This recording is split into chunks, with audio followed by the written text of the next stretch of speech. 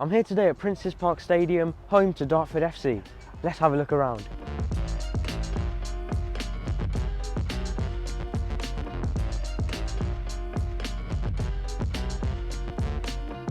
Now Princes Park has got to be one of my favourite grounds in the whole of non-league. One of the reasons being because it's one of the most ecologically sound stadiums ever built. As you can see, the pitch is sunk 2 metres in the ground in order to reduce noise and light pollution. You've got solar panels on the roof, and also on the roof is a sedum roof blanket. And what this does is improves the air filtration because it's basically made of living plants. It's really smart.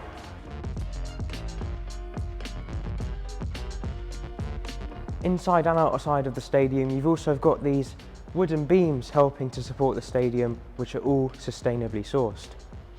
They've even got a pond outside where the water is collected, recycled and used in the clubhouse toilets.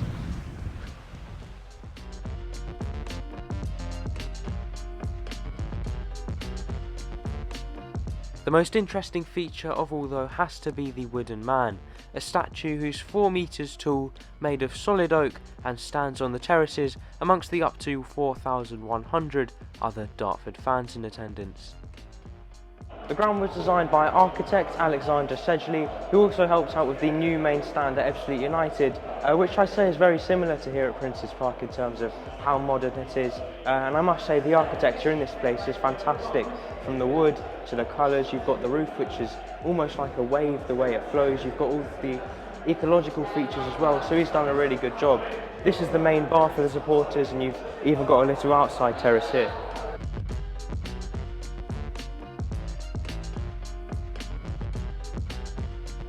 Another interesting thing about the grounds design is you've got the main stand here, which is all-seater, 645 black seats here, of course the club's colours.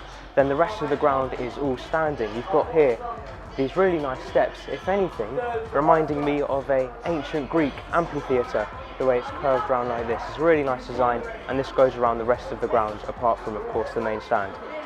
Now this ground was built in 2006, and its original story is actually very interesting, and it all starts down the road at a place called Watling Street.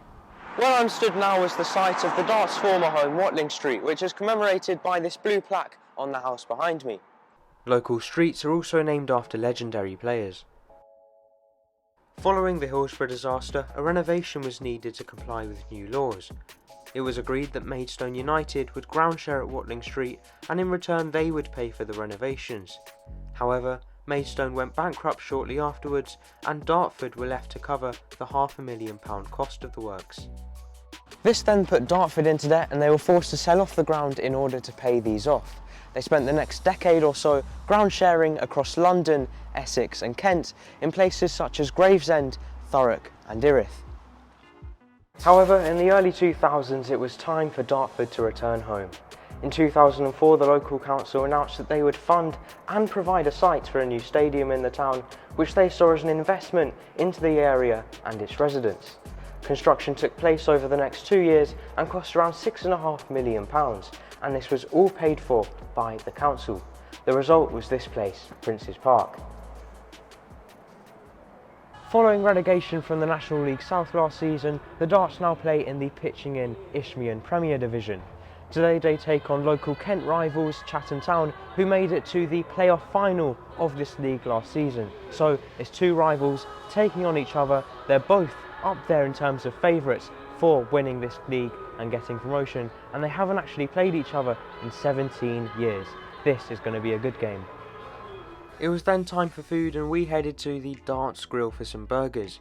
I went with a simple cheeseburger and chips. My dad, of course, one step up, adding bacon to his. But these both came to £13, and they were really good with thick, juicy patties. And I must say, overall, the food at this club is amazing. They had pizza, which was cooked in a separate pizza oven. There was a place doing kebabs and chicken wraps, things like that. And there was even a sweet shop at one end of the ground. Top notch, great value as well, 10 out of 10.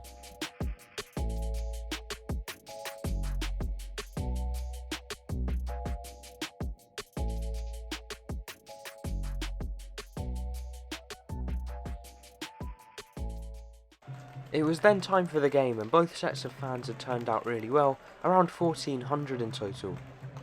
The match began with some mixed chances like this Christian Law volley that was just over the bar.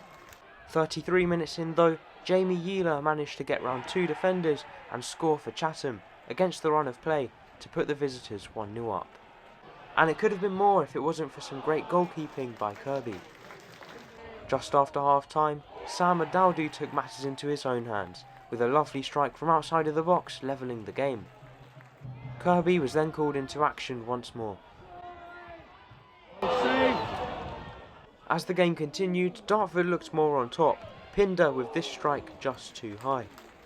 The pressure paid off though, just 5 minutes from the end, the ball falling to Callum Jones, who was able to smash it home to put Dartford ahead.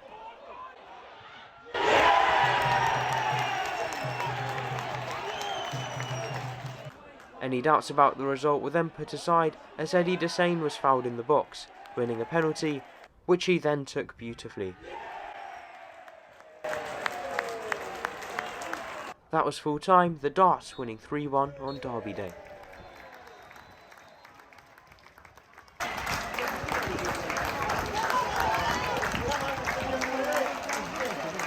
Well, full time here at Prince's Park and a fantastic 3-1 victory for Dartford in the end, beating their Kent rivals and of course taking them up to 4th place in the league now, so they are looking good for the rest of the season.